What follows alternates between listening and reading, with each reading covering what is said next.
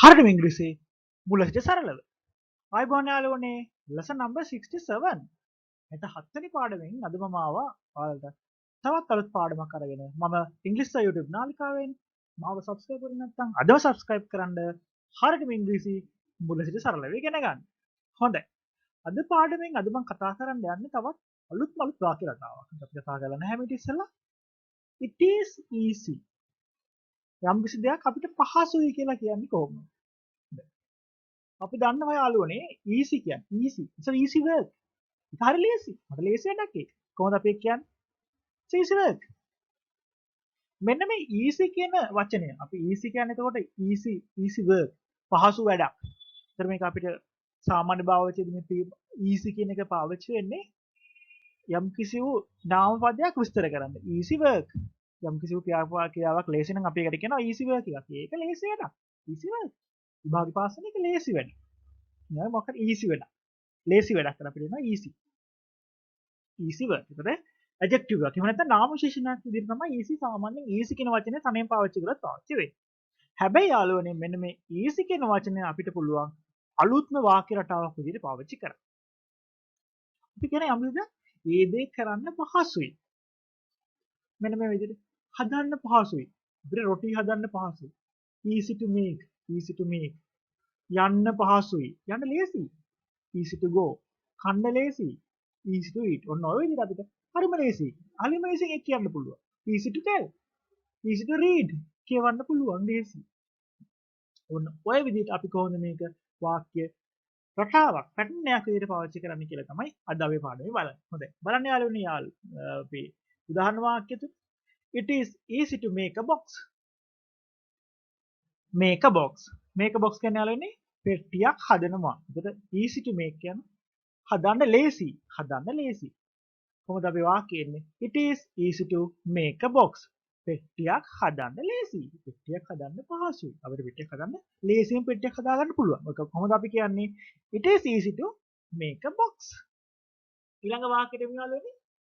It is easy to learn English with me. මොකක්ද ඒ කියන්නේ? It is easy to learn. ඉගෙන ගන්න ලේසි. මොනවද අපි ඉගෙන ගන්නේ? Learn English. English with me.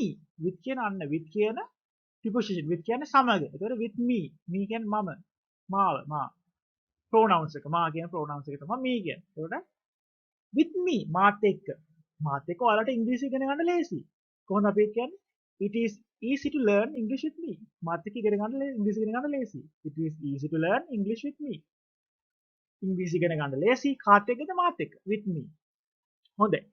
ඊළඟ වාක්‍යය බලන්න. It is easy to go to Colombo. It is easy to go to Colombo by train. කොහොමද දැන් කොළඹ යන්න ලේසි? කෝච්චිය යන්න ලේසි. කොහොමද අපි කියන්නේ? කෝච්චියේ කොළඹ යන්න ලේසි. It is easy to go to Colombo by train. It is easy to go to Colombo by train. කෝච්චියේ Colombo යන්න ලේසි. ඊළඟට යාළුවනේ මෙන්න මේ කියන easy to කියන එක අපිට පුළුවන් යම්කිසි පුද්ගලයෙක්ට. යම්කිසි පුද්ගලයෙක්ට මේක කරන්න ලේසි කියලා අපි කියනවා. කොහොමද එතකොට අපි යොදාගන්නේ? easy to වෙනුවට අපි මෙතන වගේ easy for ඒ කියන්නේ පුද්ගලයා to do ඔන්න විදිහට. It is easy for me to do. Easy for me to do. මට කරන්න ලේසි. මම මොකක් හරි වැඩක් මම හිතනවා මට කන්න ලේසි. කොහොමද මම කියන්නේ? It is easy for me to eat.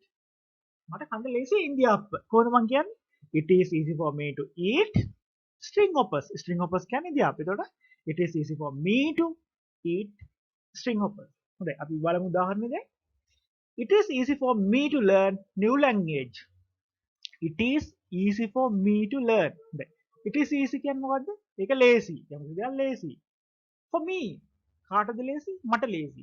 For me කියලා පාවිච්චි වෙන්නේ මෙතන easy to me කියලා නෙමෙයි කියන්නේ.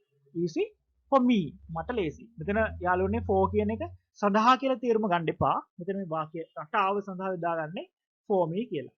මට ලේසි. මට කියලා කිව්වට එතන පාවිච්චි වෙන්නේ for කියන එක. It is easy for me මොකටද? learn ඉගෙන ගන්න. to learn ඉගෙන ගන්න. මොකද්ද මම ඉගෙන ගන්නේ? අලුත් භාෂාවක්. new language අලුත් language එකක්. අලුත් භාෂාවක්. කොහොමද අපි වාක්‍ය කියන්නේ? It is easy for me to learn new language. මට අලුත් භාෂාවක් ඉගෙන ගන්න පහසුයි. මට අලුත් භාෂාවක් ඉගෙන ගන්න පහසුයි. කොහොමද ඒක අපි නැවත බලමු කොහොමද කියන්නේ? It is easy for me to learn new language. හොඳයි. අපි යමු දෙවෙනි අවස්ථාවට. It is easy for me to pass. මොකක්ද දැන් කියන්නේ? මට පාස් වෙනවා සමත් වෙනවා. මට සමත් වෙන්න ලේසි. It is easy for me to pass. මට කියන්න ඕන නම් ඔයාට සමත් වෙන්න ලේසි කියලා. It is easy for you to pass. එහෙම නැත්නම් නිමල්ට it is easy for Nimal to pass. ඔන්න විදිහට අපිට පුද්ගලයාව විතරයි එතන වෙනස් කරන්න තියෙන්නේ. හොඳයි. It is easy for me to pass. මට විභාගයේ සමත් වෙන්න පුළුවන්. The examination. It is easy for me to pass the examination with my new class. ඔන්න මම අලුතෙන් පන්තියකට ගියා. මේ පන්තියේ හින්දා මට විභාගයේ සමත් වෙන්න පහසු වෙයි කියලා මම හිතනවා. කොහොමද මම මේක කියන්නේ? It is easy for me to pass the examination with my new class. මගේ අලුත් පන්තිය නිසා. මෙතන අපි with කියන එක තමයි පාවිච්චි කරන්නේ. because කියලා දානට වඩා අපි මෙතන with කියන එක දාන එක ලස්සනයි. කොහොමද අපි ඒතර කියන්නේ? It is easy for me to pass the examination with my new class. මගේ අලුත් පන්තිය සමග එහෙම නැත්නම් මගේ අලුත් පන්තිය නිසා මට විභාගය සමත් වෙන්න ලේසි. මට මගේ නව පන්තිය නිසා විභාගය සමත් වෙන්න පහසුයි. කොහොමද කියන්නේ? It is easy for me to pass the examination with my new class.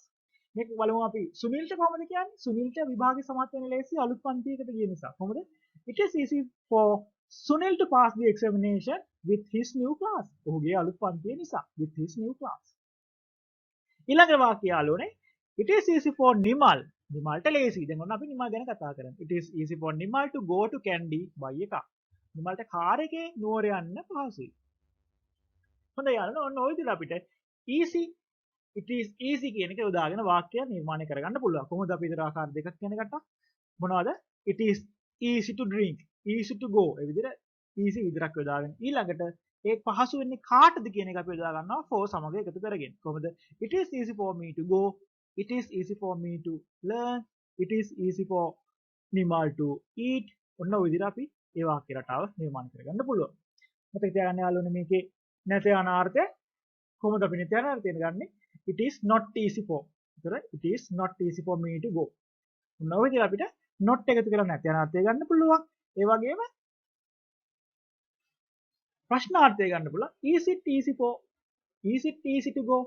ඒ විදිහට is එක ඉස්සරහට අරගෙන ප්‍රශ්නාර්ථය ඇති කරගන්න පුළුවන්. ඔන්න ඔය විදිහට අපිට ඒ වාක්‍ය රටාව සකස් කරගන්න පුළුවන්. හොඳයි යාළුවනේ.